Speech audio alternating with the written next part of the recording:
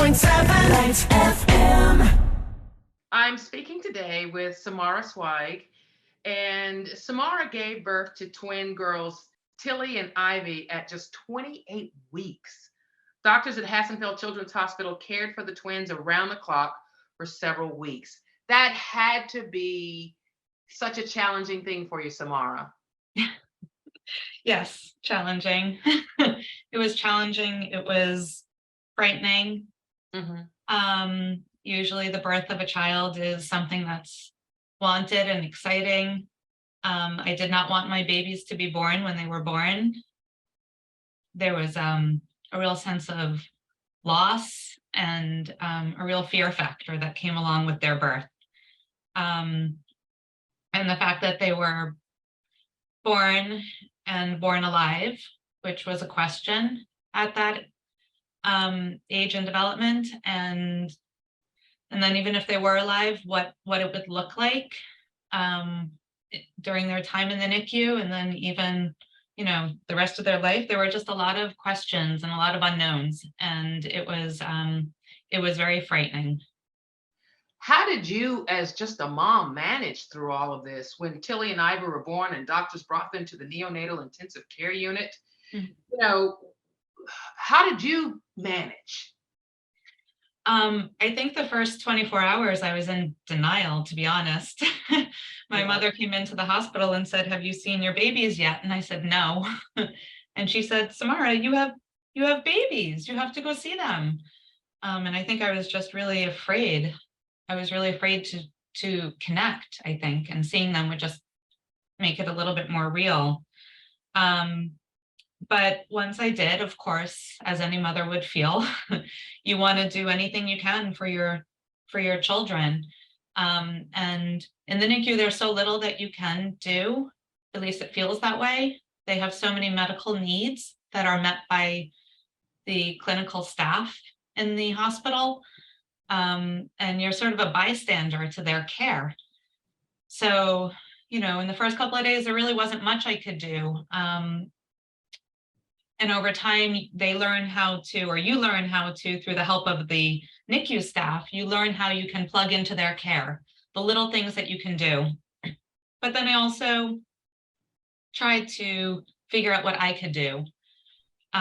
So I pumped like it was nobody's business around the clock, every 2.5 hours, not even every 3, because I was going to do more than, more than what most people do, because there was so little that I could do. I was with them every day in the NICU. My husband was with me also.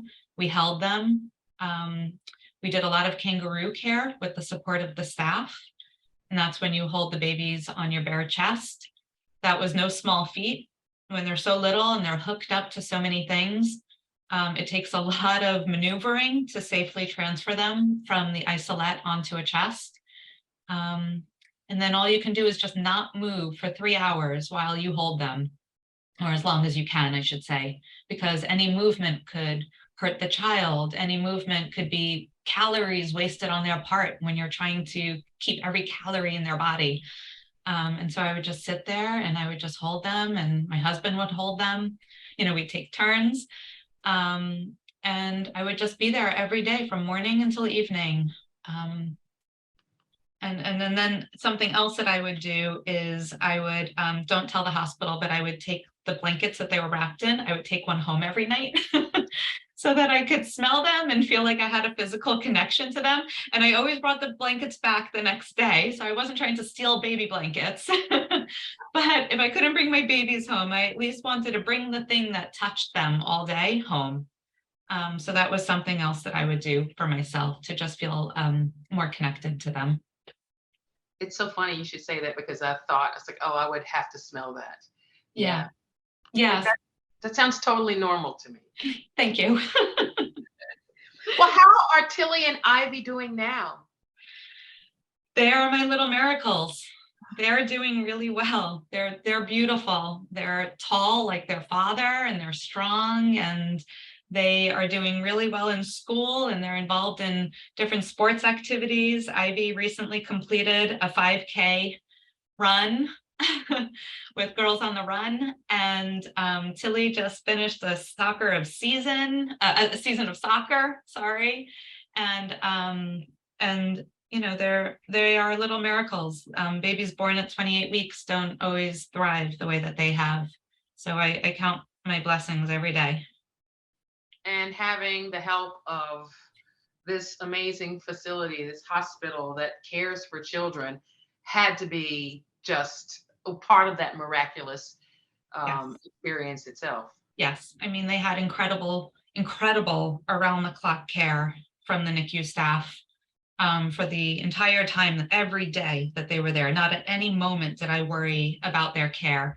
But then they also automatically were looped into a program for the next 2 years where we met with a team of interdisciplinary professionals, and they were evaluated every 6 months for the first 2 years to see if there was any extra support that they would need in those very early, in that very early time.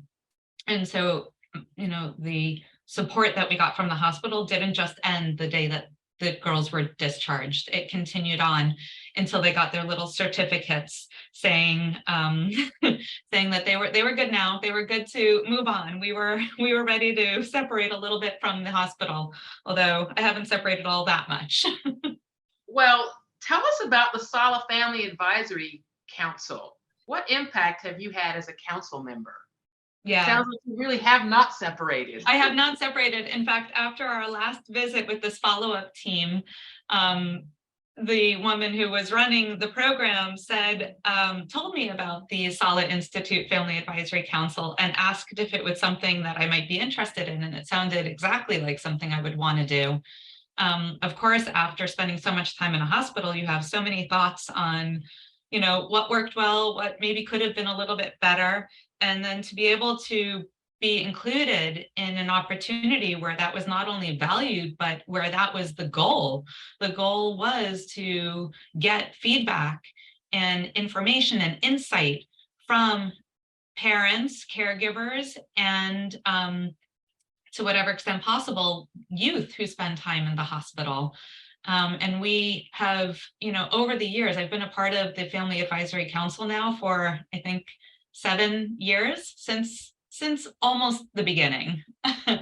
And we have weighed in on unbelievable initiatives.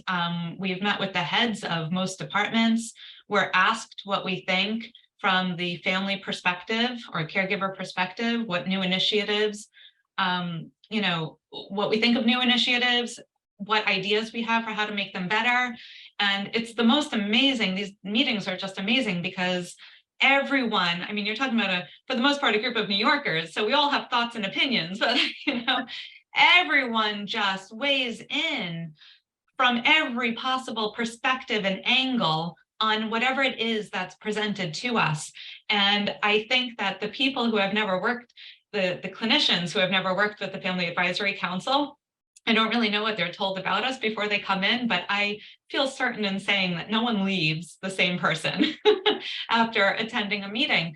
But everything is better because every initiative, every process, every decision gets made through the lens of what would be the best lead to the best medical outcomes, but what would be best for families and caregivers and what would be best for patients. So for the hospital to make that kind of commitment it's really pretty incredible. And I have to think it's pretty unique. It definitely sounds unique. And, we are here for a specific purpose. And I want our listeners to hear from you. Why should someone listening now call and donate to Hassenfeld Children's Hospital? Because it's best in class. Everything needs money to survive, and certain organizations need more money to survive than others. We are very fortunate to have this type of children's hospital in the New York area. The type of hospital that not only has and exceeds medical standards and provides top-notch care, but also provides service with patients and families at the center of the service.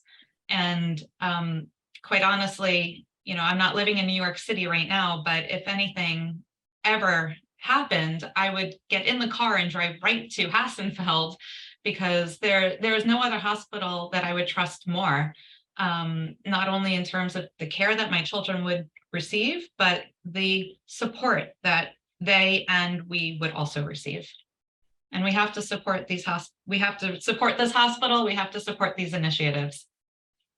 Thank you so much, Samara, for spending some time with us and sharing and telling Tilly and Ivy's story and how you have paid it forward through the Sala Family Advisory Council. You and your twins are such an inspiration. Thank you. Thank you so much. And of course, now it's your turn. Please call 1-800-222-1067 and become a Bright Light. Thank you. 106.7 Lights FM.